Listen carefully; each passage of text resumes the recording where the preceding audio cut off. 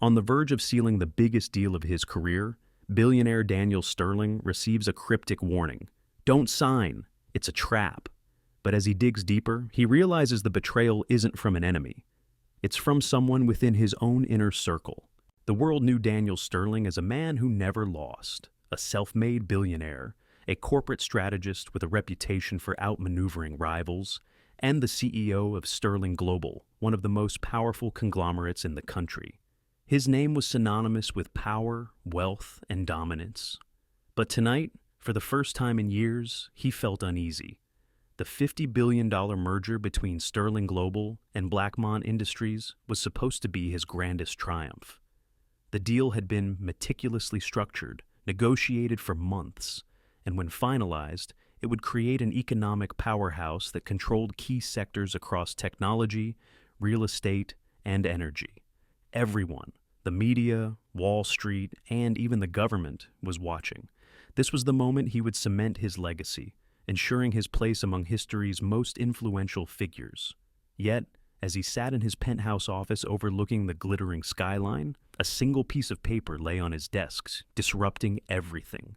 A simple note, typewritten on standard white paper. Don't sign. It's a trap. No sender, no return address. Just those 5 ominous words. Daniel leaned back in his leather chair, tapping his fingers on the desk. He had built his empire by trusting data, not paranoia. Anonymous warnings were the tactics of desperate rivals or disgruntled employees. He had no patience for mind games. Still, something about the note gnawed at him. Sir? His assistant, Rachel Vaughn, stood in the doorway. She was sharp, efficient, and had been by his side for years.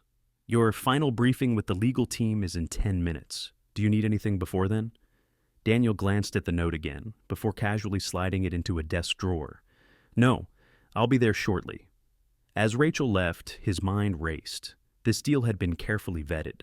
Malcolm Graves, his right-hand man and Sterling Global's CFO, had overseen every financial detail. James Whitaker, the firm's top lawyer, had approved every clause. There was no logical reason to suspect foul play. And yet, he picked up the contract folder and started flipping through it, looking for anything that might validate the warning. Every line of the agreement looked standard. The financials were airtight. Regulatory approvals had already been secured. There was no obvious red flag. But Daniel hadn't survived in the corporate jungle by trusting the obvious. Later that evening, Daniel met with Malcolm Graves at the Bellagio Club, an exclusive private lounge where only the most powerful men and women in finance gathered. The dim lighting, marble interiors, and scent of expensive cigars made it the ideal setting for billion-dollar conversations. You're overthinking this, Malcolm said, sipping his whiskey. He was a tall, graying man in his early 60s, with an old money aura that contrasted sharply with Daniel's self-made background. The deal is solid. Blackmont has everything to gain, just like us. Daniel swirled his own drink, watching Malcolm closely. Then why did I receive an anonymous note telling me not to sign? Malcolm chuckled, shaking his head. Probably a jealous rival, or some conspiracy theorist who hates billionaires. Happens all the time. Daniel wasn't convinced. What if it isn't? Malcolm sighed, setting down his glass. Daniel, listen to me. You've spent your entire career making the hard calls. You built this empire by trusting the numbers, not whispers in the dark. If you back out now, after all the negotiations, all the press, you'll look weak. And weakness, that's blood in the water. Daniel exhaled slowly, weighing his options. Backing out would mean chaos. Stock drops, legal repercussions, a media storm questioning his judgment. Moving forward, however, meant putting his entire legacy on the line. Was he being reckless, or was he about to step into a carefully laid trap? One thing was certain. He needed answers before the deal was signed, and he needed them fast. Daniel Sterling had never been one to ignore his instincts, and tonight, they screamed at him louder than ever. The merger with Blackmont Industries was the culmination of his life's work, but the anonymous warning had cracked the foundation of his confidence. He wasn't about to risk everything on blind faith. He needed proof. The next morning, Daniel sat in his private study, sipping black coffee as he reviewed the contract for the 100th time. Something was off. He could feel it, but he couldn't see it. If there was a trap, it had been carefully woven into the fine print, buried beneath layers of legal jargon. He needed someone who wasn't part of his inner circle, someone with no allegiance to Sterling Global or Blackmont, someone who specialized in exposing secrets. That evening, Daniel met Victoria Lane at a quiet upscale cafe in Manhattan.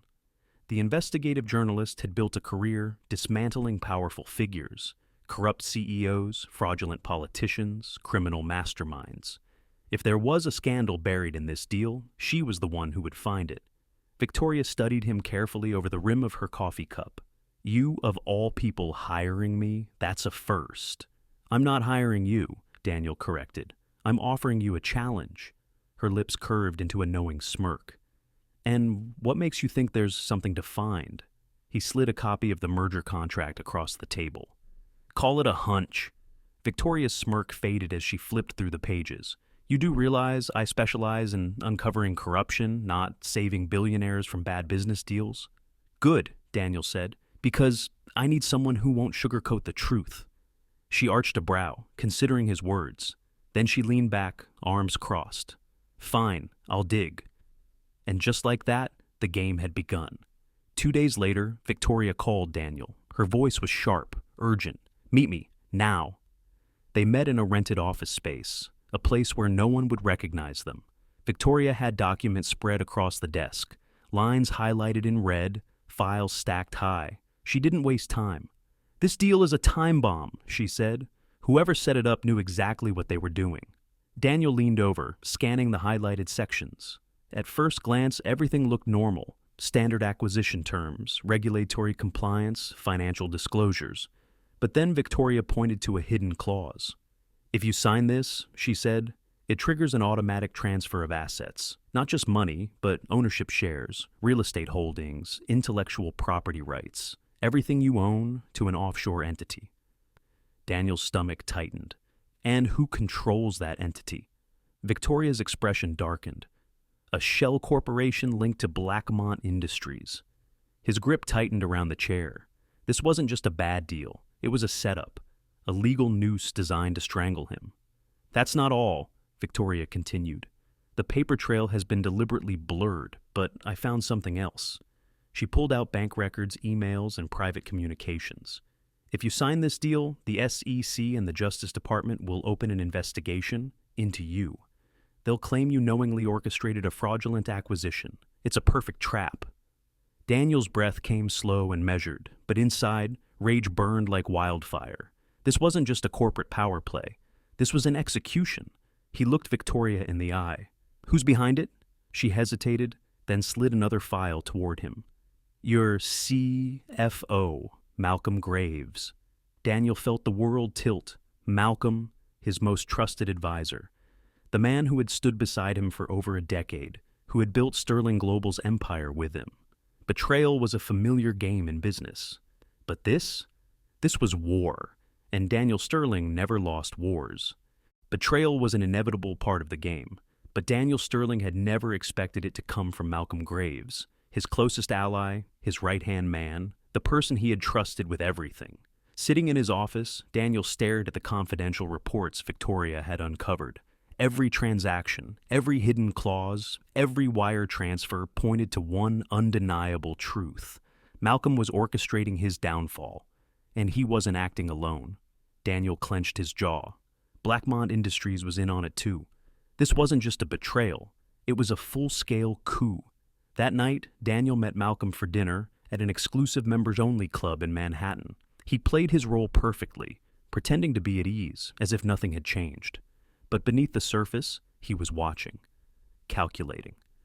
Malcolm raised his glass of wine. "To the future of Sterling Global." Daniel smirked, clinking glasses. "To the future."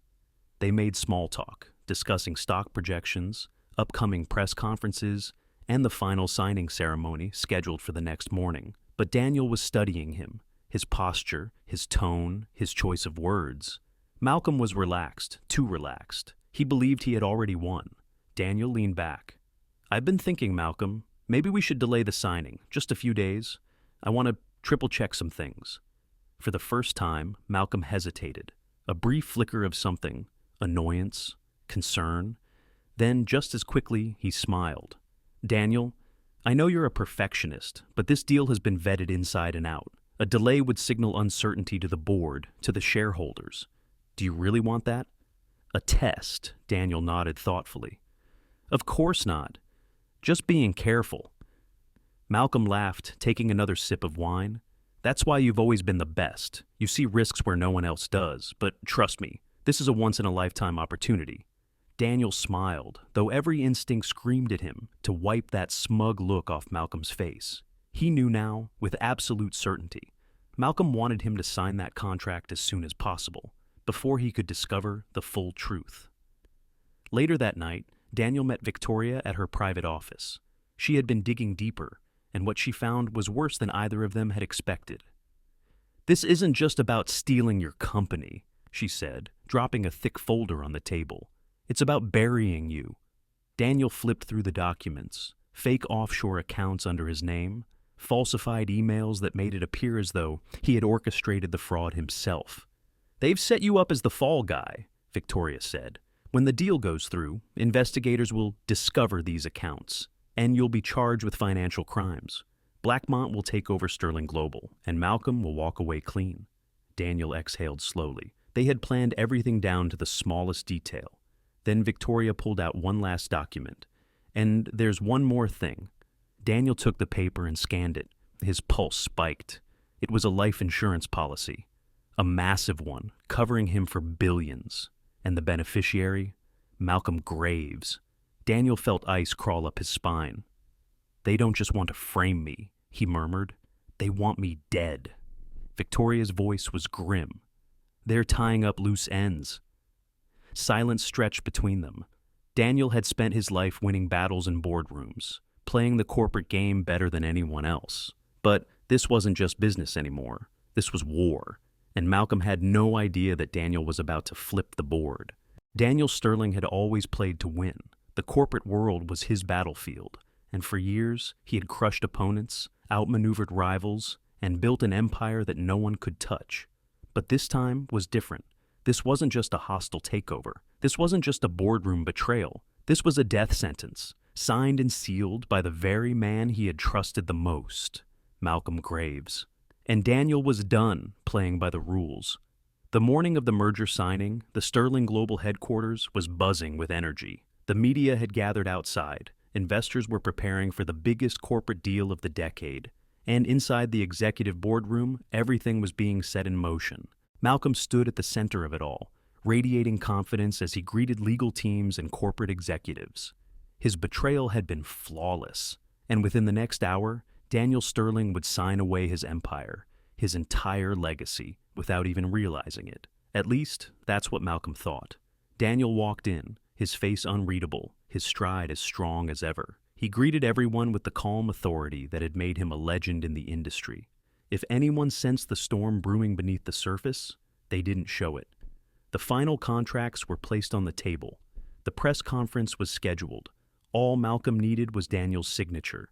30 minutes before the signing, Victoria Lane was in an abandoned office 2 floors above the boardroom, staring at her laptop screen. Her fingers flew over the keyboard as she executed the final step of their plan. The forensic accountants Daniel had hired had been working around the clock. They had traced the offshore accounts, retrieved deleted emails, and uncovered the communications between Malcolm and Eleanor Blackmont, proof of their conspiracy. And now, that proof was about to go public. With one final keystroke, Victoria uploaded everything. To the press, to the SEC, to the FBI, to every major financial news outlet in the country. And just like that, the trap was sprung. Back in the boardroom, Daniel picked up the pen. He let the silence stretch as he turned the final page of the contract, scanning it one last time. He could feel Malcolm watching him, anticipation barely hidden behind that smug smile. Daniel met his gaze. "You were right, Malcolm." Malcolm raised a brow. "About what?" Daniel smirked. "About this being a once-in-a-lifetime opportunity." Then he tossed the pen onto the table and leaned back in his chair. "Unfortunately, you're the one who's about to lose everything." Confusion flickered across Malcolm's face, just before his phone buzzed violently. Then another phone, and another. The entire room erupted into chaos as assistants, lawyers, and executives scrambled to check their notifications. The news was everywhere. Massive corporate scandal. Malcolm Graves and Blackmont Industries. Implicated in fraud, FBI launches investigation into Malcolm Graves. Multiple charges. Expected Sterling. A global merger. Exposed as a financial conspiracy. Malcolm's smirk vanished. His face turned pale as he scrolled through the leaked documents, bank records, emails, transactions, the life insurance policy under Daniel's name. It was all there for the entire world to see. He looked up at Daniel. You made two mistakes, Daniel said, his voice low and cold. First, you thought I wouldn't see through your bullshit. Second, he leaned forward, holding Malcolm's furious gaze. You thought I played fair. Malcolm shot up from his seat. Before he could finish, the doors to the boardroom burst open. FBI agents stormed in, weapons drawn. Malcolm Graves, Eleanor Blackmont, you are under arrest for conspiracy to commit fraud, insider trading, and financial manipulation. Eleanor Blackmont, seated at the far end of the table, shot to her feet. This is a mistake, she shrieked, her carefully composed demeanor shattered. Two agents grabbed Malcolm, shoving him against the table. You son of a... Malcolm growled at Daniel, his voice filled with fury. But Daniel didn't flinch. He just stood there, watching as the man who had plotted his ruin and murder was dragged away in handcuffs. You should have killed me when you had the chance, Daniel murmured. Malcolm struggled, his eyes burning with hate. This isn't over. But Daniel just smirked. Oh, it is for you. 30 minutes later, standing by the floor-to-ceiling windows of his office, Daniel watched as Malcolm and Eleanor were escorted into black SUVs, their careers, reputations, and freedom gone in an instant. Victoria stood beside him. It's over. Daniel nodded, but deep down, he knew the game was never truly over. There would always be another enemy, another betrayal, another war. But, for now, he had won, and that was all that mattered. The fall of Malcolm Graves and Eleanor Blackmont should have been the end. The headlines were everywhere. Their empire lay in ruins, and their careers had been obliterated in one swift strike. But Daniel Sterling had been in the game too long to believe that victory ever came that easily. He knew better, and he was right.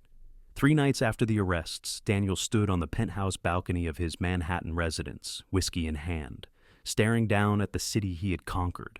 The air was crisp, the skyline glittering with life, yet a cold unease coiled in his chest. Malcolm's last words haunted him. This isn't over? Daniel exhaled slowly. The man was in federal custody, facing enough charges to bury him for life. And yet, something about his defiance felt wrong. It wasn't desperation. It wasn't bluster. It was certainty. His phone buzzed on the table behind him. He turned, picked it up, and read the message. Unknown. Number.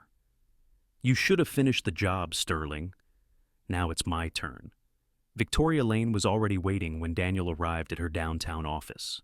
She had always been sharp, but tonight there was an edge to her, a quiet urgency in the way she moved, the way she scanned the street outside. You got a message too? Daniel asked. She nodded, pulling up her phone. The message was identical to his. She looked at him. Someone wants you dead, Daniel, and I don't think it's Malcolm. Daniel sat down, tension coiling in his shoulders. Then who? Victoria didn't answer immediately. Instead, she turned her laptop around. The screen displayed financial records, offshore accounts, and classified documents. But at the center of it all was a single name, Vincent Hale. Daniel's eyes darkened. Who the hell is Vincent Hale? Victoria leaned forward. A ghost, no digital footprint, no official records. But according to what I've found, he's been backing Malcolm from the beginning. He's the real power behind this entire conspiracy. Daniel's fingers tapped against the table. And what does he want? Victoria's gaze hardened. Everything you own. And if he can't take it, he'll make sure you don't live long enough to keep it. That night, Daniel returned to his penthouse. But this time, he wasn't alone.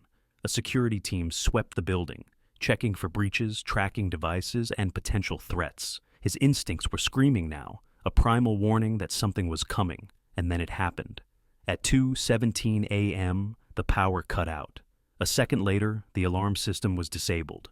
Daniel grabbed the gun from his desk drawer just as the first gunshot shattered the glass of his living room window. He dove for cover, rolling behind the marble counter as silenced bullets tore through the penthouse.